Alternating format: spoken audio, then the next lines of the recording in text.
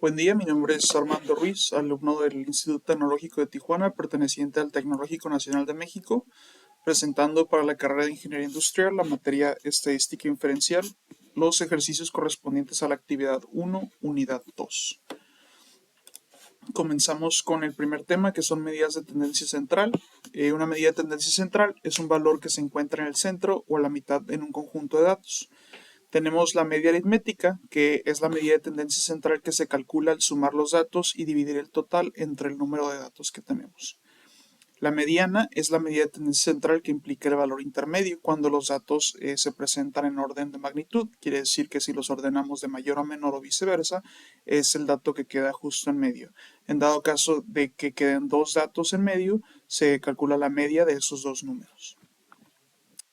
Tenemos la moda, que es el valor que más se presenta o se presenta con mayor frecuencia en un conjunto de datos, y la mitad del rango, que constituye el valor que se encuentra a la mitad entre la puntuación más alta y la más baja.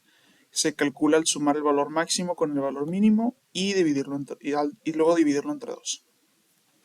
Entonces tenemos nuestro primer ejercicio, el cual nos dice diámetros de sonda. Una empresa que manufactura productos médicos requiere realizar un estudio de los resultados de diámetro en la producción de sondas Foley. A continuación se muestra el estudio. Son 500 muestras del diámetro. Se tomaron 25 muestras cada día durante 20 días del mes. Obtener la media y la mediana de la muestra recolectada. Entonces nosotros vamos a abrir nuestro Minitab y tenemos aquí ya lo que son nuestros datos. Dijimos que son cerca de 500 muestras. Y los tenemos pues el número de muestra, el día en el que se tomó la muestra y el diámetro de cada una de ellas, ¿no? Entonces hay dos maneras para nosotros calcular la media, la mediana e inclusive más valores de tendencia central. La primera es por medio de un reporte de estadísticas básicas. Nos vamos a Stat, Basic Statistics y Display Descriptive Statistics. Aquí seleccionamos las variables que vayamos a analizar, en este caso es el diámetro, y seleccionamos Statistics. Aquí nos va a dar lo que son todas las opciones que podemos obtener en el reporte. Algunas ya están seleccionadas, como por ejemplo la media, que es la que nos pide el problema, y la mediana, que está en la parte de acá. Pero tenemos pues los cuartiles, inclusive la moda, el rango, valor mínimo, valor máximo, varianza, etcétera, etcétera. Entonces basta con darle OK después de haber seleccionado los parámetros que vamos a obtener, y le vamos a dar OK. Y aquí nos aparece lo que son nuestro reporte. Nos da la variable que analizamos, que fue el diámetro, el número de muestras, que son 500, la media, que el valor que estamos buscando, que es 0.80. Nos da algunas otras más, como la derivación estándar, el valor mínimo, los cuartiles, y aquí está la mediana también, 0.80603, el valor máximo, el rango, la moda, la cual aquí nos aparece con un asterisco. Eso nos aparece cuando hay más de dos valores que tienen la misma frecuencia para la moda. Entonces este reporte nos da solamente los datos, pero si nosotros quisiéramos verlo representado de una forma gráfica, también lo podemos hacer. Nos vamos a Stat, nos vamos a donde dice igual Basic Statistics y nos vamos a Graphical Summary.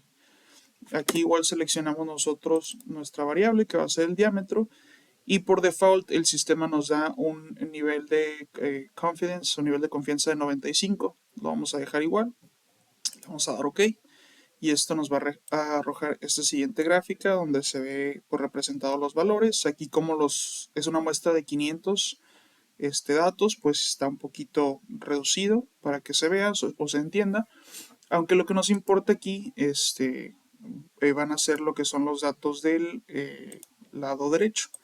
Aquí le pusimos las etiquetas y aquí tenemos todo, ¿no? Nos da inclusive la prueba de normalidad de Anderson-Darling, nos da la media, que es 0.863, y si lo comparamos con el de acá, pues es la misma, ¿no? Nos da la derivación estándar, la varianza, kurtosis, los valores mínimos, cuartiles, y la mediana aquí también nos la da. Si lo comparamos, pues es la misma, tanto en el reporte como en la gráfica. Entonces, de estas son las dos maneras en las que nosotros podemos obtener estas medidas de tendencia central representadas en Minitab. Vamos al siguiente ejercicio, que nos dice diámetros de fuselaje. Una empresa que manufactura productos aeroespaciales requiere realizar un estudio de los resultados del diámetro interno en la producción de formers de fuselajes de un avión. A continuación se muestra el estudio, 125 muestras del diámetro interno, se tomaron 5 muestras cada día durante 25 días del mes, a obtener la media y la mediana de la muestra recolectada. Entonces un ejercicio muy similar. Aquí la diferencia es que la cantidad de muestras pues es menor, son 5 por día durante 25 días, son 125, pero igual ya tenemos aquí representados todos nuestros datos de los diámetros. Entonces de igual manera nos vamos a ir a Basic Statistics, Display Statistics, vamos a seleccionar el diámetro, las estadísticas que queramos, la media, la mediana, aquí está la moda, el rango, etc. Vamos a dar OK. Y aquí están nuestros datos, ¿no? Tenemos la variable que es el diámetro, el número de muestras es 125, la media es 6.2496 y hasta acá está la mediana, que casualmente es igual que la media, 6.2496, igual el rango, la moda, de nuevo cuando sale el asterisco es porque más de dos valores se repitieron, o a lo mejor no hay ninguno que tenga una frecuencia que se repita. Vamos a representarlo en una gráfica. Nos vamos a Stat, Basic Statistics, Graphical Summary, seleccionamos nuestra variable que es el diámetro, el nivel de confianza y aquí la tenemos. Vamos a agregarle simplemente lo que son las etiquetas.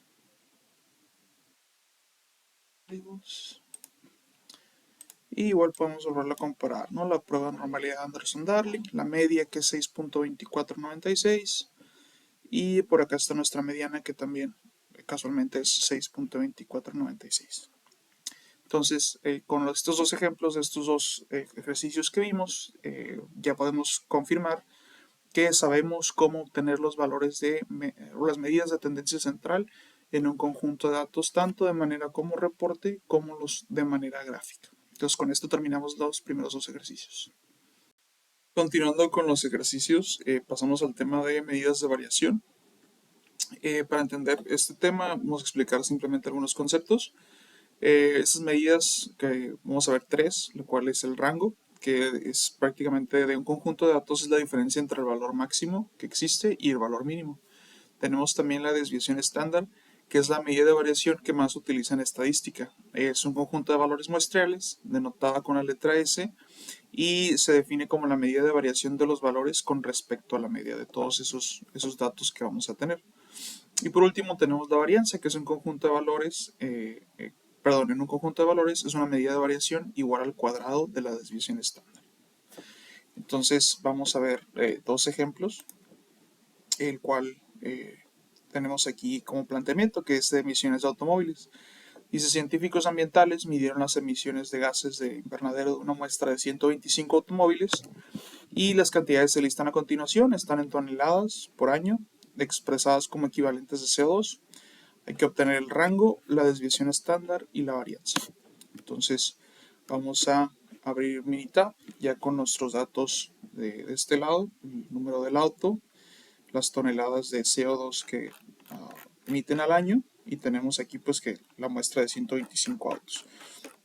Al igual que los ejercicios anteriores, hay dos maneras de obtener estos datos. La primera es yéndonos a Stat, Basic Statistics y Display Descriptive Statistics.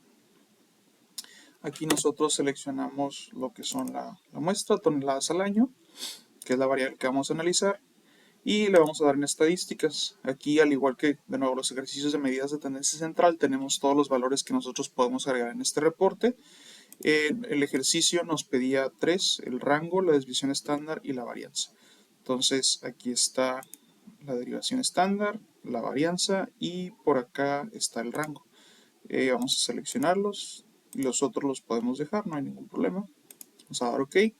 Aquí inclusive nosotros podemos ir a Graphs y preseleccionar o seleccionar si queremos hacer nuestras gráficas para obtener estos valores, aunque ahorita lo vamos a ver de una manera más completa. Vamos a ponerle de momento que sí, le vamos a dar OK. Y pues aquí podemos ver todas las gráficas, ¿no? Una gráfica de cajas, una gráfica de puntos, un histograma, que ahorita lo vamos a ver más a detalle, y otro histograma igual con las toneladas de CO2 al año. Lo importante de aquí es este dato de aquí, que ya nos da las estadísticas descriptivas. Nos decía la varianza, nos pedía el problema el rango, la desviación estándar y la varianza. Entonces el rango de todos estos datos lo tenemos aquí, que es 6.931. Nos pedía la desviación estándar, que es 1.312. Y la varianza, que es 1.721. Recordemos que la varianza pues, es la desviación estándar al cuadrado. Entonces aquí nos lo da como una manera, una tabla muy sencilla para interpretar, pero si nosotros quisiéramos ver gráficamente esto con más detalles, igual que los ejercicios anteriores, vamos a Basic Statistics, Graphical Summary, y de nuevo seleccionamos nuestra variable, toneladas de CO2 al año. Nos pide el intervalo de confianza, lo vamos a dejar en 95, que es el de default. Y aquí está de nuevo. Esta gráfica, este reporte ya lo habíamos visto. Nos da nuestros datos del lado derecho.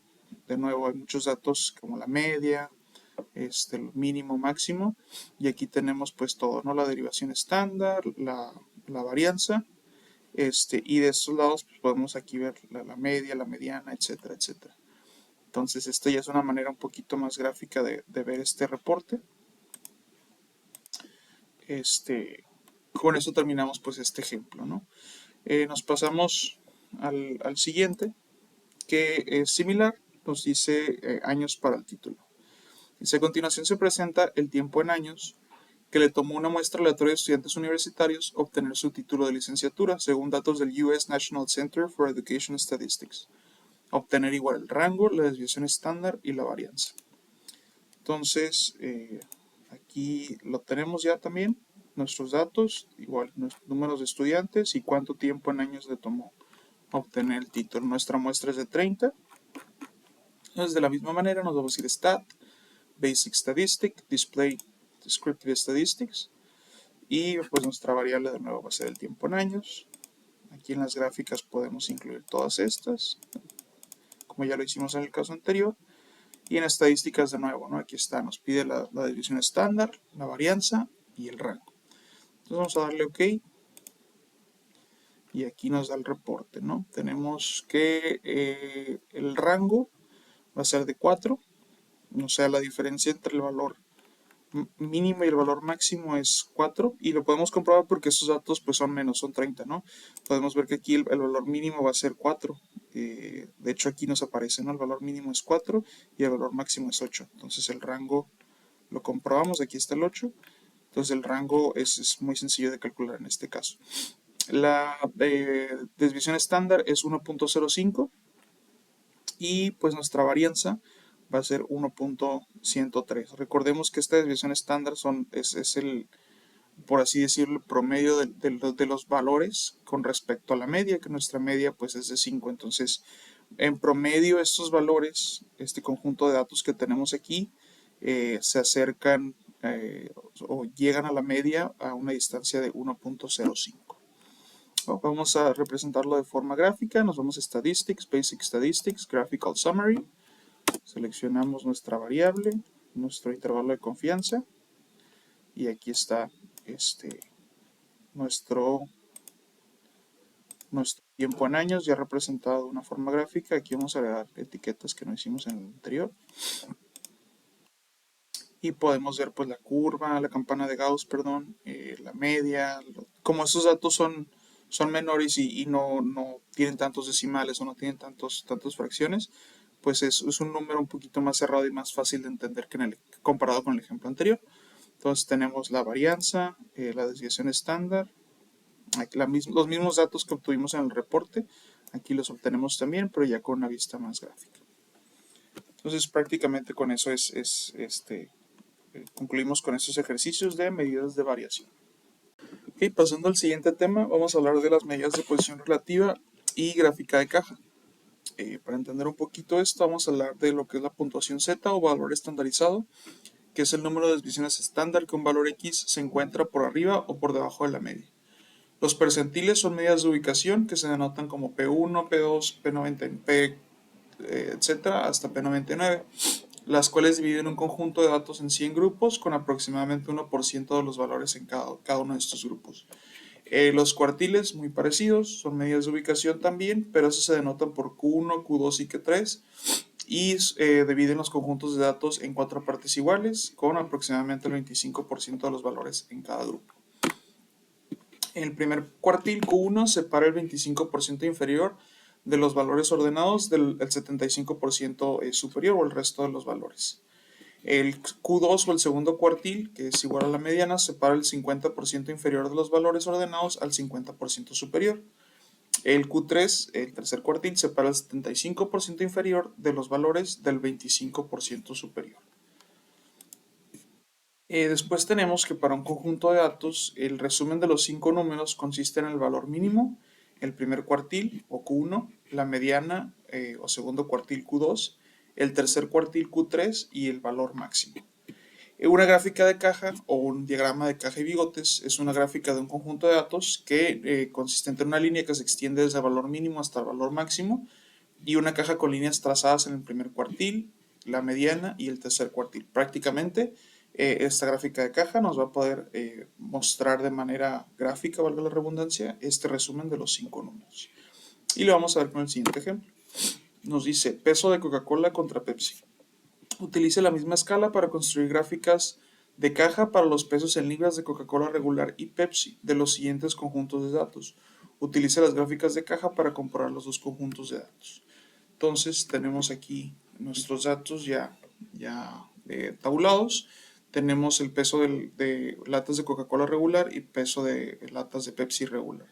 Aquí tenemos todos los valores. Se hizo un estudio con 36 latas diferentes de cada una de las marcas. Entonces, para hacer este ejemplo, nos vamos a ir a Graph, gráfica de cajas, y como el problema nos va a pedir las dos gráficas o múltiples, vamos a seleccionar la opción de acá abajo que nos dice múltiples yes. Le ponemos en gráfica simple. Después nos va a pedir que seleccionemos las variables, las cuales pues, son las dos que ya tenemos, el peso de Coca-Cola y peso de Pepsi. En etiquetas nosotros podemos aquí ponerle el título de la gráfica de caja o inclusive pues los labels en dado caso de que lo queramos hacer. Vamos a seleccionar OK. Y aquí tenemos lo que es la gráfica de caja. Algo que hay que notar aquí es que recordemos que Q1, Q2 y Q3 está representado por esta caja y estas líneas. Y el rango o los valores mínimos y máximos no precisamente van a estar dentro de la caja, de hecho no pueden estar dentro de la caja. Vamos a analizarlo un poquito más a fondo. Tenemos primero que nada estos dos valores o estas dos estrellas que están en la parte de acá. ¿Qué nos indica esto?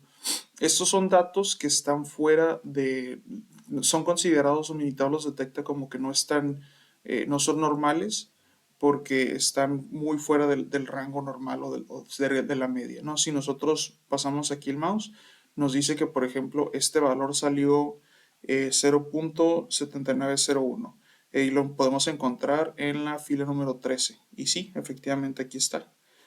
Este de acá también lo detecta como que no es normal porque está muy alejado de los demás. Es fila 17 y es el valor de... bueno, aquí está ahorita el número, ya nos aparece. A ver, aquí está. Fila 17, 0.8044. Entonces, vamos a ver los de acá para ver por qué lo considera como un valor irregular o que no es normal.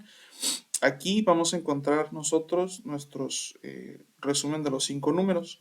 Tenemos representado el valor, el mínimo y el máximo. Aquí lo maneja como whiskers o bigotes, ¿no? Por eso el nombre de esta gráfica.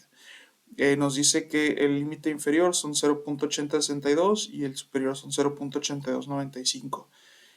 Tenemos el número total de muestras que son 36. Tenemos el Q1 que es 0.814475, Q2 o la media que es 0.8171 y Q3 que es 0.821.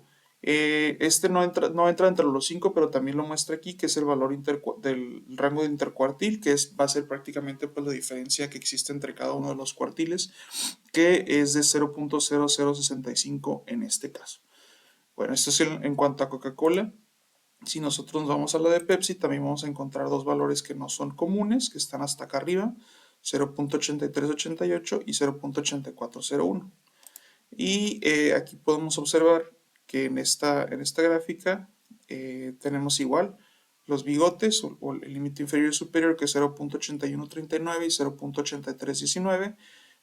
Tenemos nuestros cuartiles, cuartil 1, cuartil 2 a la media, cuartil 3 y el rango intercuartil. Entonces podemos ver que, por ejemplo, este rango intercuartil es más chico que el de este, entonces por eso nuestra gráfica de caja está un poquito más compacta que comparada con esto, ¿no?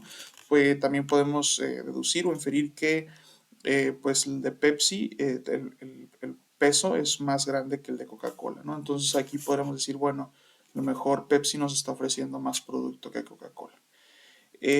También hay una manera de obtener un poquito más de datos con esta caja. Nos vamos a Boxplot, igual múltiples yes, valor simple. Y aquí en donde dice Data View nos da más opciones, ¿no? Aquí pusimos las que nos pedía el problema, pero podemos darle a varias y nos va a dar ahora sí que más datos, ¿no? Vamos a seleccionar estos de por aquí. Vamos a dar OK. Y si se fijan aquí en la caja, en la gráfica de cajas, y voy a abrir esta otra para que se vea la comparación. Ya está, incluye más datos, ¿no? Aquí la caja es más grande, ¿por qué? Porque ya está considerando estos valores irregulares que antes no los tomaba en cuenta, ya los pone aquí, ¿no? Tenemos ahora sí cajas internas, que nos dan los mismos datos que ya teníamos, simplemente lo representa pues más, toma en consideración estos otros números que no lo habíamos visto antes y podemos nosotros encontrar un punto, por ejemplo, ya representa la media aquí en un punto, pero igual sigue siendo la misma que la otra gráfica porque pues en realidad los datos siguen siendo los mismos, el conjunto de datos, ¿no? Entonces vamos a ver otro ejemplo, el cual nos dice planteamiento de calificaciones calificaciones de crédito. Y se obtuvo una muestra aleatoria simple de calificaciones de crédito otorgadas por la empresa FICO y los datos se presentan a continuación. Construye una gráfica de cajas que incluye los valores del resumen de los 5 números. Muy similar a lo que ya hicimos con el peso de las Coca-Colas y Pepsi. Vamos a tener aquí nuestros datos, que es los números de créditos, que fueron un total de 30 muestras, y la calificación de cada uno de estos créditos, ¿no? Entonces nos vamos a ir otra vez a gráfica. Vamos a ir a gráfica de cajas. Nos vamos a ir en este caso, con esta gráfica, vamos a ir a múltiples y igualmente. Seleccionamos nuestras dos variables y le damos OK. Aquí, bueno, el número de crédito, pues en realidad es un cuanteo de 1 a 30, ¿no? Entonces no es muy relevante analizar esta gráfica. Lo importante es esta de acá. Aquí podemos ver pues los datos. Si se fijan no hay valores ahora sí que irregulares. La mayoría de los datos, bueno, todos los datos más bien, están dentro del mismo rango. Entonces aquí podemos ver los bigotes, podemos ver los cuartiles, la media, el cuartil 2, cuartil 3, número de muestras, etc. Vamos a representar nada más esta gráfica de cajas ya más completa como lo habíamos hecho anteriormente. Vamos a seleccionar simple porque nada más es una calificación la que vamos a analizar. Y aquí, bueno, vamos a seleccionar los que ya habíamos seleccionado anteriormente. Y pues aquí está nuestra gráfica de cajas comparada con la otra de acá. De nuevo, la caja ya es más grande porque toma todos los valores o lo abre un poco más, pero los datos que nos está pidiendo el problema pues siguen siendo representados aquí. Aquí está la media representada como un punto, valor mínimo, valor máximo, el rango. Podemos encontrar pues ahora sí que más cajas que nos dan los mismos datos, pero un poquito ya más ordenados. Entonces con este problema terminamos también lo que es este tema correspondiente a las medidas de posición relativa y la gráfica de caja. Bueno, continuando con los ejercicios de la actividad, pasamos al tema de probabilidad. Vamos a ver tres definiciones muy sencillas. Lo que es un evento, que es cualquier conjunto de resultados o consecuencias de un procedimiento. Un evento simple, que es un resultado o un evento que ya no puede desglosarse en componentes más simples.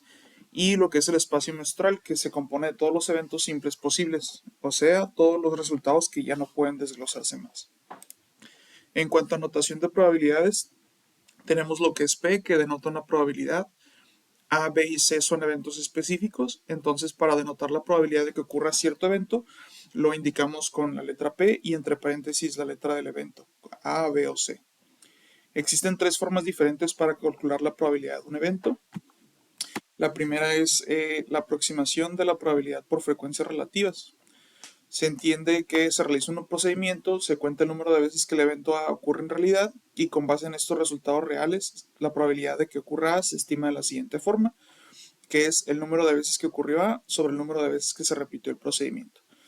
Entonces, a manera de ejemplo, vamos a ver el siguiente caso, que es acerca de accidentes en automóviles. Nos dice, calcule la probabilidad de que un automóvil seleccionado al azar en Estados Unidos se accidente durante este año. En un año reciente, de un total de 135.670.000 automóviles registrados en Estados Unidos, 6.511.100 se accidentaron. Entonces, para calcular la probabilidad de que ocurra un accidente en los automóviles, vamos a hacer la operación o la fórmula al dividir el número de automóviles accidentados entre el número total de automóviles. Aquí lo tenemos, dijimos que eran 6.511.100 sobre el total de eventos, que son 135.670.000, y nos da una frecuencia de 0.047 o 0.048 relativa. Si queremos nosotros obtener un porcentaje, simplemente lo vamos a multiplicar por 100 y con eso tenemos el porcentaje, ¿no? Entonces, la probabilidad de que ocurra un accidente es de 4.8%. Aquí nos dice, no es posible utilizar el método clásico ya que los dos resultados no son igualmente probables, que hay un accidente o que no hay un accidente. Entonces, ¿cuál es ese método clásico? Es el siguiente, en el que se verifica que existan o que se requiere que existan resultados igualmente probables. Entonces, nos dice, supongamos que un procedimiento dado tiene n eventos simples distintos y que cada uno de estos eventos simples tiene la misma probabilidad de ocurrir.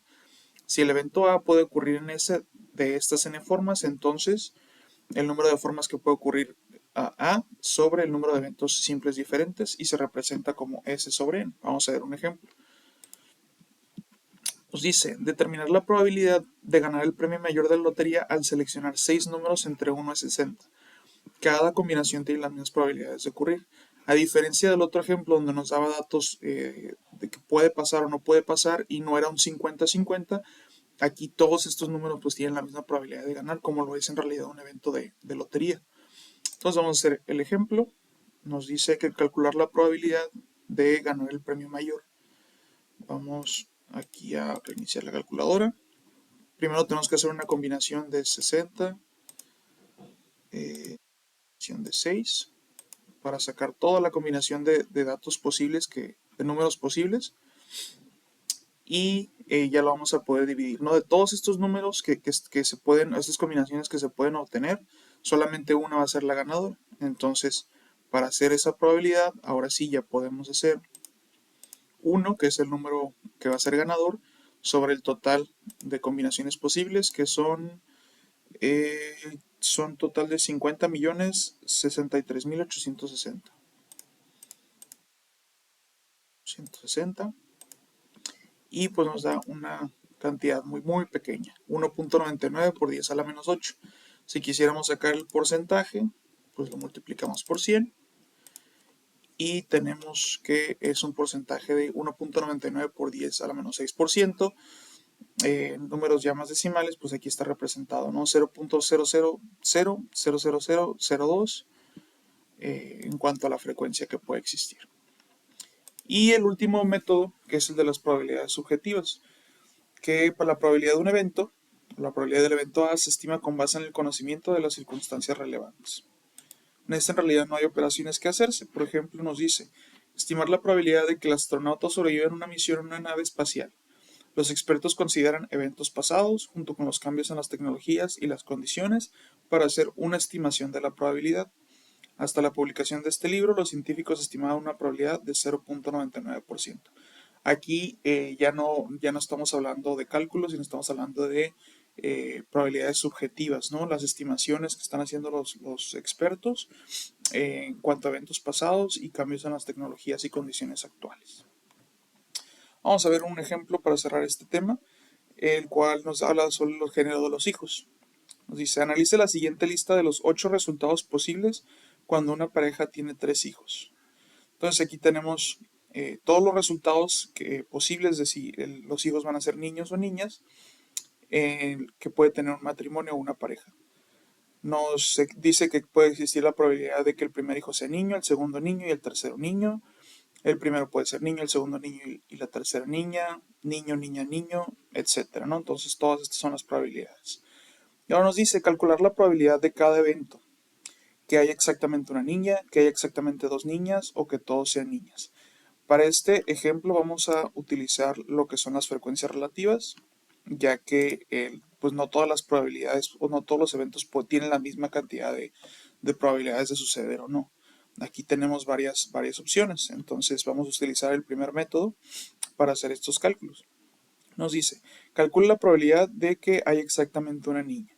Entonces aquí en nuestras hileras podemos ver los resultados posibles. Tenemos que, por ejemplo, aquí hay una probabilidad de que la tercera hija sea niña. Aquí hay otra probabilidad de que la segunda hija nada más sea niña. Y aquí hay otra donde la primera hija puede ser niña nada más. Entonces, ¿cuántas probabilidades hay? Tenemos un total de 8. Y tenemos que en 3 de estos 8 eventos puede que solamente haya una niña. Entonces aquí voy a colocar primero el número 3. Después nos dice que hay exactamente dos niñas. Se puede dar el caso, revisando otra vez la tabla, que segundo y tercer hijo sean niñas. También que el primero y segundo hijo sean niñas. O inclusive también que el primero y el tercer hijo sean niñas. Entonces de los 8 eventos que tenemos, pues también tenemos 3. Y por último nos dice que todos sean niñas. Revisamos nuevamente nuestra tabla y solamente hay un caso en donde el primero, segundo y tercer hijo son niñas. Entonces de los 8 posibles solamente se puede dar una vez. Ya nosotros con lo que viene siendo la cantidad de eventos o A y el total de los eventos posibles que son 8, podemos hacer nuestros cálculos para obtener la frecuencia o la probabilidad, perdón. Entonces en el primero teníamos que eran 3 probabilidades, 3 eventos en los que puede pasar y tenemos un total de 8. Entonces al hacer esta operación nos da 3 octavos o 0.375.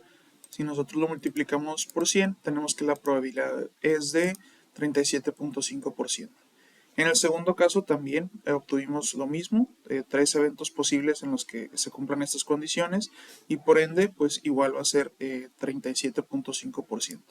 En este último, aquí hay que cambiarle, ya nada más tuvimos uno, entonces vamos a hacer el cálculo. Solamente hay un evento en el que puede suceder eso, de los 8 posibles, un octavo, 0.125, y si lo multiplicamos por 100 nos da la probabilidad de 12.5%. Esto quiere decir que hay un 12.5% de probabilidad de que todas las hijas o todos los hijos de este matrimonio vayan a ser exactamente niñas. Entonces con esto terminamos este tema de probabilidad. Pasamos al siguiente tema, el cual es la regla de la suma, y nos dice, un evento compuesto es cualquier evento que combine dos o más eventos simples. Y tenemos las definiciones, P de A o B es igual a P de A más P de B menos P de A y B. También se puede representar como la probabilidad de A unión B es igual a la probabilidad de A más probabilidad de B menos la probabilidad de A unión de B.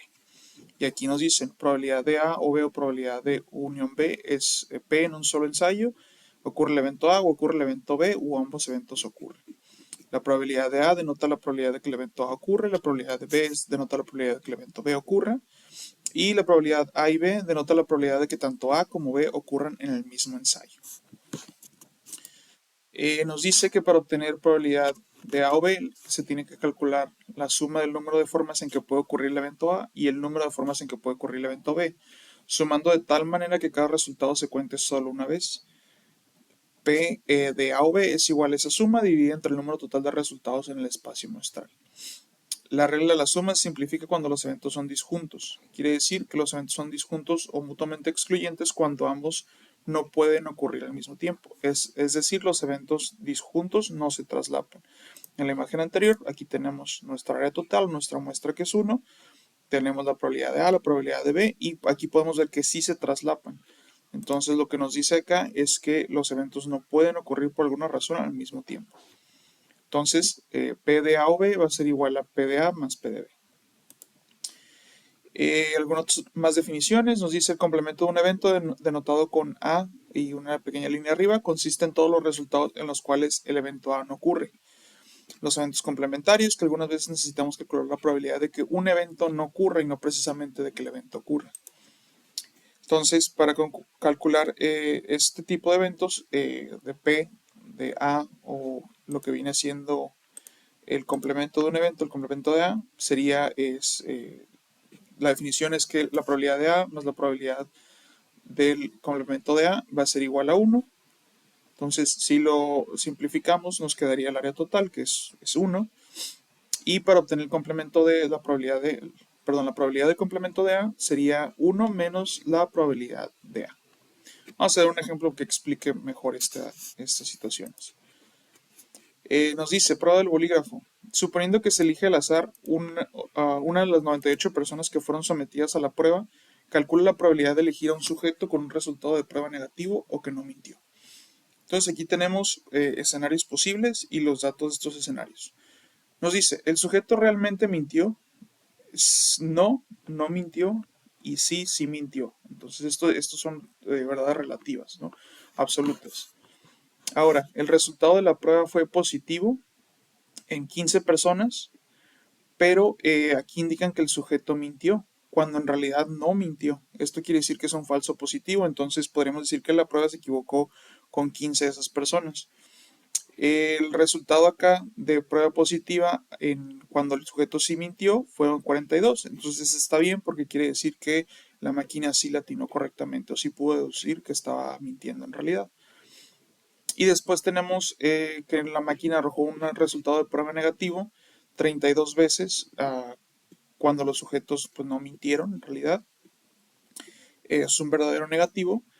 Y arrojaron un total de 9 veces cuando en realidad sí mintieron, o sea, un falso negativo. Entonces tenemos aquí que considerar los números cuando sí mintieron y lo que nos da el bolígrafo o lo que quiere decir.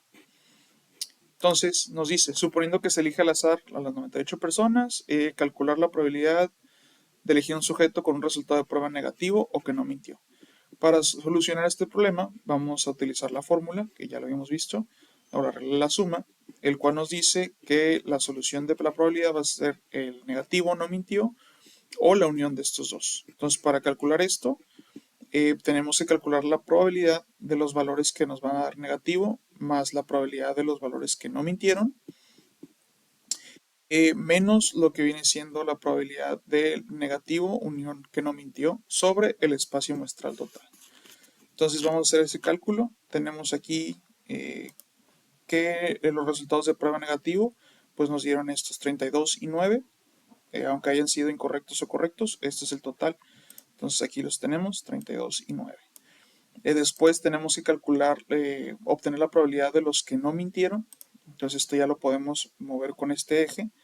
Y pues tenemos la cantidad de 15 que no mintieron y que les dio un falso positivo y 32 que tampoco mintieron, pero este sí les atinó el resultado. Entonces sería aquí 15 más 32, cual está aquí representado, menos la unión o la intersección cuando sí fue negativo el resultado y cuando la persona no mintió. Entonces aquí fue el resultado de prueba negativo y no mintió, entonces este es el valor que vamos a buscar, que es 32. Y ya lo tenemos acá representado. Nosotros utilizamos la calculadora para hacer estas sumas, las cuales pues son muy sencillas, 32 más 9, 41, 15 más 32, 47, entonces 47 más 41, menos la intersección, que son 32, son 56 sujetos sobre el total de las muestras que dijimos que eran 98 personas.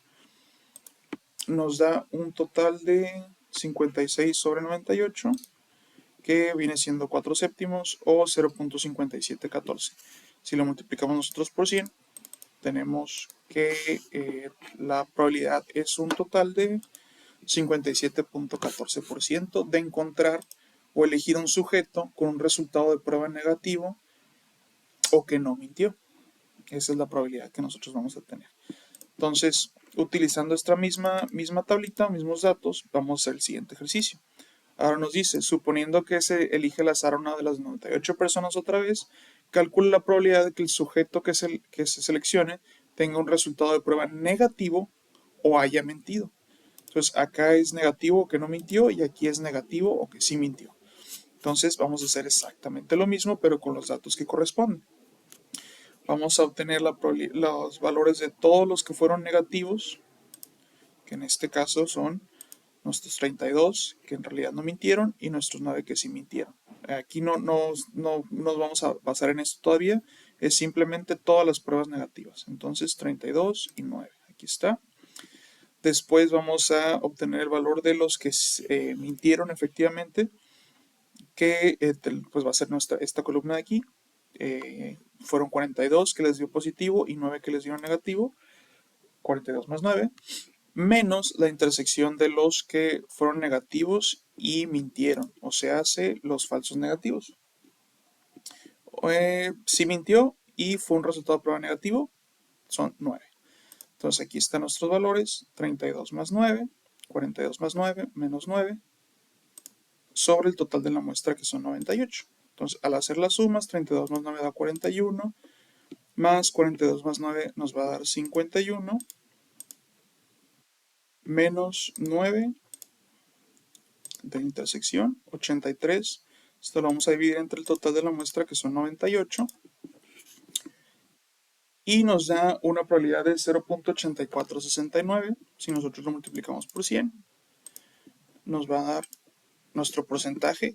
Quiere decir que la probabilidad de que nosotros escojamos a un sujeto que tenga un resultado de prueba negativo o que haya mentido es de 84.69% al hacer el cálculo. Entonces, estos ejercicios explican la regla de la suma y cómo funciona en el ámbito de la probabilidad. Continuamos con, bueno, para finalizar más bien con estos primeros ejercicios, vamos a hablar de la regla de la multiplicación. Tenemos que la notación de la regla de la multiplicación dice la probabilidad de A y B es igual a la probabilidad del evento A ocurre en un primer ensayo y el evento B ocurre en un segundo ensayo. Entonces se denota como P de A y B es igual a la probabilidad de A por la probabilidad de B. La regla para este cálculo de la probabilidad de A y B se denomina regla de la multiplicación porque implica multiplicar la probabilidad del evento A por la probabilidad del evento B. Si el resultado del primer evento afecta de alguna forma la probabilidad del segundo evento, o sea B, es importante ajustar la probabilidad de B para que refleje la ocurrencia del evento A.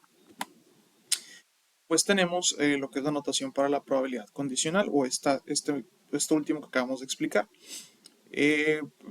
La probabilidad de B condicional de A representa la probabilidad de que un evento B ocurra después de suponer que el evento A ya ocurrió. Podemos leer B dado A, o como el evento B ocurre después de que el evento A ya ocurrió. Entonces, para entender un poquito más esto, tenemos que dos eventos, o sea, A y B son independientes cuando la ocurrencia de uno no afecta la probabilidad de la ocurrencia del otro. Del lado contrario, si A y B no son independientes, se dice que son dependientes, que nos dice que la ocurrencia de alguno de ellos afecta la probabilidad de la ocurrencia del otro, pero esto no necesariamente significa que uno de los eventos sea la causa del otro. Aquí lo vamos a explicar con un diagrama de la regla formal de la multiplicación y la regla intuitiva de la multiplicación. Primero nos dice, vamos a aplicar esta regla de multiplicación para la probabilidad de A y B. Hay que analizar primero si A y B son independientes. Si sí son independientes y uno no afecta al otro, podemos incurrir que la probabilidad de A y B se puede calcular como la probabilidad de A por la probabilidad de B. Pero si no son independientes y depende uno del otro, tenemos que multiplicar la probabilidad del evento A normalmente por la probabilidad del evento B ya dado los hechos que ocurrieron en el evento A. Y ahí nos dice asegurar asegurar de calcular la probabilidad del evento B suponiendo que el evento A ya ocurrió. Para entenderlo más sencillo vamos a pasar a un ejemplo. Es el control de calidad en la fábrica de marcapasos, en fabricación de marcapasos. Nos dice, los marcapasos se implantan en los pacientes con la finalidad de estimular el pulso cuando el corazón no puede latir por sí mismo. Cada año se implantan más de 250,000 marcapasos en Estados Unidos. Por desgracia, los marcapasos en ocasiones fallan, aunque la tasa de fallas es baja, como aproximadamente 0.0014 por año. Vamos a considerar este mismo ejemplo, pero con unos diferentes números. Consideramos una pequeña muestra, tenemos 5 marcapasos, que incluye 3 que funcionan bien, a los cuales les vamos a denotar por la letra B, y 2 que son defectuosos, denotados por la letra D. Entonces nos dice, un investigador médico desea seleccionar 2 marcapasos al azar para realizar un experimento. Calcule la probabilidad de que el primer marcapasos seleccionado funcione bien y que el segundo marcapasos también funcione bien. O sea que de los 2 que vamos a agarrar, los 2 están funcionando. Pero con diferentes supuestos. Tenemos un primer escenario que nos dice que las 2 selecciones aleatorias se realizan con reemplazo. Quiere decir que el primer marcapasos seleccionado se vuelve a colocar a la muestra antes de elegir el segundo. Y el otro supuesto en el que las 2 elecciones aleatorias se realizan sin reemplazo. Quiere decir que cuando seleccionamos el primer marcapasos no lo vamos a reincorporar a la muestra. Entonces aquí podemos ver que en el primer supuesto tenemos nuestras variables son independientes y en nuestro segundo van a ser dependientes porque el evento B ya va a depender del evento A. Vamos a explicarlo. Antes de proceder, para tener una mayor claridad, vamos a visualizar los marcapasos como los hayamos denotado con las letras. Tenemos 3 marcapasos denotados con B que funcionan bien y 2 marcapasos defectuosos con la letra D. Entonces, para el primer ejemplo, tenemos que los 2 marcapasos se seleccionan al azar con reemplazo. Las 2 selecciones son independientes, ya que el segundo evento no se ve afectado por el primero. En la primera selección tenemos las mismas probabilidades, 3 buenos y 2 malos. Al hacer la segunda selección, como reincorporamos ese que ya habíamos agarrado, volvemos a tener 3 buenos y 2 malos. Esto quiere decir que la probabilidad de que en el evento A nos salga uno bueno va a ser igual a 3 quintos o 3 sobre 5. 3 quintos. Y eso lo vamos a multiplicar por la probabilidad del segundo evento, que como no se ve afectado porque vamos a regresar ese marcapasos, también va a ser 3 quintos. Esto nos va a dar un total de 9/25, que lo tenemos aquí abajo. Y en decimal sería 0.36. Si lo queremos pasar a porcentaje, lo multiplicamos por 100 y tenemos un 36%. Entonces la probabilidad de que los 2 marcapasos estén funcionando bien en ese supuesto es de 36%. Ahora vamos a pasar al otro ejemplo, el otro supuesto. Aquí nosotros estamos realizando de nuevo el evento A, sin embargo en el evento B ya no vamos a regresar el marcapasos, vamos a dejar uno menos. Entonces nuestra muestra cambia de ser 5, ahora va a ser 4. Y por lo mismo de que ya agarramos un marcapasos bueno, ya no vamos a tener 3, vamos a tener 2 nada más. Por lo cual nuestra probabilidad de nuestro segundo evento se va a ver afectada y ya no va a ser 3 quintos, va a ser ahora 2 cuartos. Hacemos el mismo cálculo, vamos a multiplicar los 3 quintos del evento A por los 2 cuartos o un medio, porque es la misma proporción del evento B. Y eso nos va a dar un total de 3 décimos, 0.3, si lo queremos ver como porcentaje, sería 30%. Entonces ya en el segundo supuesto tenemos una probabilidad de 30% de que los 2 marcapasos que vayamos a elegir se van a encontrar funcionando bien. Ok, pasamos entonces al último ejercicio, el cual nos dice neumáticos defectuosos. Wheeling Tire Company produjo un lote de 5.000 neumáticos que incluye exactamente 200 que están defectuosos. Si seleccionan al azar 4 neumáticos para instalarlos en un automóvil, ¿cuál es la probabilidad de que todos estén en buenas condiciones? A diferencia del ejercicio anterior, el cual nos ponía 2 supuestos en donde existía lo que era el reemplazo, que era prácticamente tomar una muestra y después volverla a poner o no volverla a poner, aquí no nos indica si hay un escenario como es. Vamos a hacerlo de las dos maneras para ver cómo afecta o cuál es la diferencia que existe. Entonces, tenemos dentro de nuestros datos 5.000 neumáticos totales. Tenemos que 200 están defectuosos, por lo tanto 4.800 se encuentran en buenas condiciones. En el supuesto en el que va a haber reemplazo, en el que nosotros prácticamente vamos a seleccionar uno de los neumáticos y después lo volvemos a colocar para que la muestra no se altere, tendríamos que hacer nuestras variables independientes y estaríamos analizando nada más la probabilidad con un solo dato y con una sola frecuencia. Entonces, si nosotros vemos aquí, quiere decir que cuando nosotros seleccionamos o tenemos 5.000 neumáticos, 4.800 está bien. Entonces la probabilidad de seleccionar solamente un neumático y que esté bien es de 4.800 sobre 5.000, o sea, un total de 0.96 o 96%. Vamos a seleccionar un segundo neumático y los datos van a ser los mismos. Son 5.000 en total y 4.800 están bien. Vamos a volver a seleccionar un tercer neumático, igual los valores se quedan igual. Entonces, en ese planteamiento nosotros tenemos aquí ya los datos en el que multiplicamos la probabilidad de todos nuestros 4 eventos, 0.96, y como es la misma y no se ha afectado porque es reemplazo, nos va a dar un total de 0.8493 o 84.93%. Esto quiere decir que a los otros tener una muestra de 5.000 neumáticos y si seleccionamos 4 al azar en un escenario supuesto en el que es reemplazo, vamos a tener un 84.93% de probabilidades de que los 4 neumáticos estén en buen estado. Caso contrario, si nosotros utilizamos el procedimiento en donde no hay reemplazo, esto quiere decir en el que nosotros tomamos uno de los neumáticos y ya no lo volvemos a reincorporar a la muestra, nuestro total y de tanto de neumáticos totales como de neumáticos que se encuentran en buen estado se va a ver afectado. Y aquí está representado. Al tomar un segundo neumático y no volverlo a poner, en lugar de 4.800 buenos vamos a tener 4.799 y en lugar de tener 5.000 totales vamos a tener 4.999. Al tomar un tercer neumático vamos a tener 4.798 en buen estado y 4.998 totales. Y al tomar un cuarto neumático vamos a tener 4.797 en buen estado y 4.997 totales. Entonces hacemos los mismos cálculos ya con los eventos, con las probabilidades nuevas de cada uno de los eventos porque uno se ha afectado por otro.